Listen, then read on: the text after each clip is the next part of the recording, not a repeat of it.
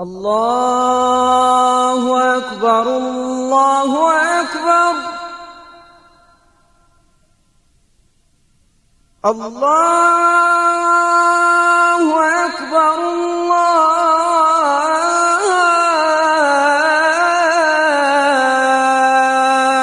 الله أكبر. Allah Ta'ala ne choisit pas au hasard. Il choisit toujours minutieusement, surtout les gens qui vont porter son message. C'est des gens qui doivent être à la hauteur et des gens qui vivaient ce message au quotidien et qui incarnaient ces principes et qui traduisaient ces principes dans leur vécu. Et ces personnes qu'Allah Ta'ala les prépare bien en amont, parce que la mission est très difficile. Il nécessite un engagement, un dévouement, une sincérité, une authenticité. C'est pour ça l'éducation. C'est Allah subhanahu wa ta'ala lui-même qui délivre cette éducation pour ses prophètes. Et quand vous analysez de plus près la vie de tous les prophètes et de toutes les personnes qu'Allah subhanahu wa ta'ala a élues et a choisies, vous allez voir leur vie. Leur vie est un livre plein d'enseignements. De leur enfance jusqu'à leur mort. Aucun épisode de leur vie, chaque épisode de leur vie ouvre des horizons d'enseignements. Le prophète alayhi salatu salam est bien présent. C'est une présence réelle. Et même nos actions arrivent à lui. Il est content de ce qu'il voit comme bien. Il est mécontent de ce qu'il voit comme mal. Et nos prières et nos saluts sur lui arrivent jusque lui. C'est pour ça dans At-Tahiyyat, vous faites le salut au prophète comme il est présent. Vous dites As-Salam, le salut sur toi, ô messager d'Allah. C'est comme il est bien réel, présent. Mais comment il peut être présent dans nos esprits, dans notre conscience, être présent dans notre vécu? C'est ça la vraie question. Quand on s'y attache avec amour et quand sa présence dans nos consciences, dans nos esprits, il y a beaucoup de choses qui vont changer. Parce qu'Allah Ta'ala a fait de lui le uswa. Le uswa, c'est le modèle à suivre. Le modèle à suivre. Je clôture pour dire, vivre avec le prophète alayhi salatu salam, c'est vivre au quotidien. Du moment où il se réveille jusqu'au moment où il s'endort. Une vie riche, une vie pleine d'actions.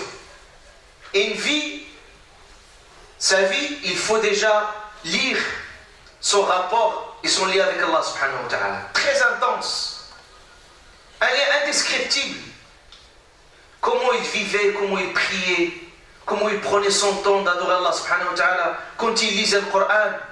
Quelle émotion, quelle spiritualité qui est dégagée, alayhi salatu salam, quand il prenait son temps pendant la prière, il prenait un bon moment où la beauté s'exprime, même dans ses paroles. Quand il invoquait Allah azza wa jal, par quel mot de sagesse, de respect, d'exaltation d'Allah subhanahu wa ta'ala, il vivait ça.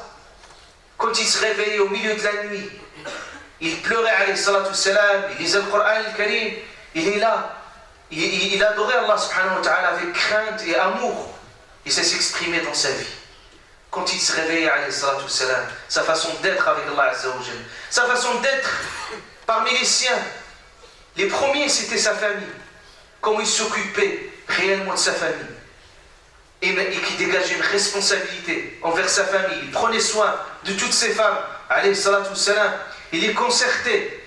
Il dégageait de l'amour. Il les aidait. Il les aidait même dans les affaires au quotidien. Il est là, présent, disponible. Alayhi salatu salam. Comment il se comportait avec ses filles. Ses filles que tu les accueillais avec amour, avec tendresse, avec ses petits-fils. Quand ils venaient vers lui, même au moment de sa prière, il les laissait surmonter sur son dos. Et il plaisantait. Il était à l'écoute. Alayhi salatu salam.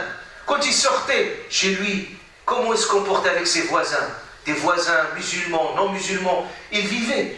Parce que pour beaucoup de personnes, ils croyaient que l'islam il est né comme ça dans une autre planète. L'islam il est déjà en présence des autres communautés religieuses qui sont musulmans, non musulmans. C'est là où il est né l'islam. Et c'est là où le prophète, il avait des voisins juifs, d'autres voisins chrétiens. Et comment, il était là, bien présent. Quand ils sont malades, il allait les visiter.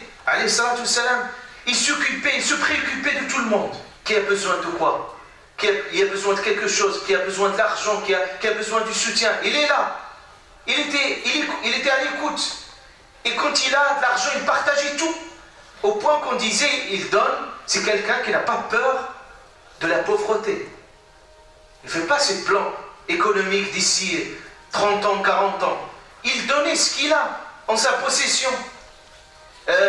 Il était toujours, alayhi salatu salam, il prenait sur soi, quand il voyait des gens dans l'égarement, des gens il souhaitait, toujours il avait souhait que ces personnes-là qui puissent prendre le chemin de la guidance.